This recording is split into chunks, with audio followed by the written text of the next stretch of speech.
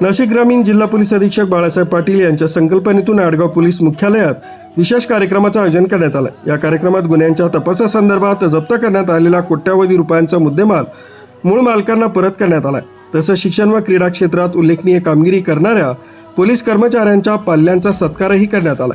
जिल्ह्यातील 40 पोलीस ठाण्यांच्या हद्दीत चोरी तसंच दरोड्याच्या गुन्ह्यांमध्ये जप्त करण्यात आलेले सुमारे 2,54,00,000 रुपये किमतीचे सोन्या चांदीचे दागिने, रोख रक्कम, मोबाईल फोन व वाहनं न्यायालयाच्या आदेशानुसार संबंधित तक्रारदारांना सुपूर्द करण्यात आले। यासोबतच सायबर गुन्हे शाखेमार्फत ऑनलाईन फसवणुकीचे बळी ठरलेल्या नागरिकांना प्रतिकात्मक स्वरूपात 85 लाख रुपये परत करण्यात आले। तसंच हरवलेले 230 मोबाईल फोन मूळ मालकांना परत करण्यात आले। विशेष पोलीस महानिरीक्षक दत्तात्रय कराळे व पोलीस अधीक्षक बाळासाहेब पाटील यांनी यावेळी जनतेतील समन्वय आणि विश्वास वाढवण्याचं आवाहन केलंय।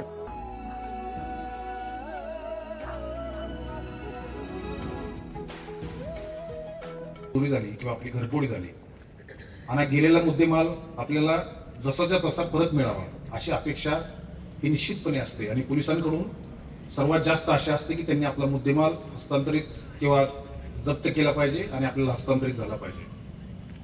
पोलिसांची प्रतिमा हा याच्याशी संबंधित असते की ज्या कामासाठी पोलीस आहे त्या कामामधलं सर्वोच्च काम हे गेलेला मुद्देमाल मालमत्तेचं रक्षण करणं, शरीराचं रक्षण करणं हे पोलिसांचं आद्य कर्तव्य आहे आणि याच्यामधलाच एक भाग म्हणून आपण आजचा हा कार्यक्रम खरोखरच प्रत्येक मालाची किंमत किती आहे यापेक्षा त्या मालाबरोबर मुद्देमालाबरोबर घरच्यांच्या भावना काय आहेत हे अत्यंत महत्त्वाचा मुद्दा असतो आणि प्रत्येकाला आपल्या घरातील मौल्यवान वस्तू बद्दल एक सुखद आठवण असते, काही भावना गुंतलेल्या असतात आणि असा मुद्देमाल जर त्यांना तसाच परत मिळाला तर खरोखरच त्याच्यासाठी ही अविस्मरणीय गोष्ट असते।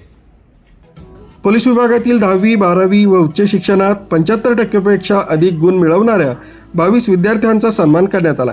क्रीडा तसंच कला क्षेत्रात राष्ट्रीय व राज्यस्तरीय यश मिळवणाऱ्या 12 विद्यार्थ्यांना प्रशस्ती पत्र देऊन गौरवण्यात आलंय। आरबी न्यूजसाठी पांडुरंग भांगरे, मोखाडा।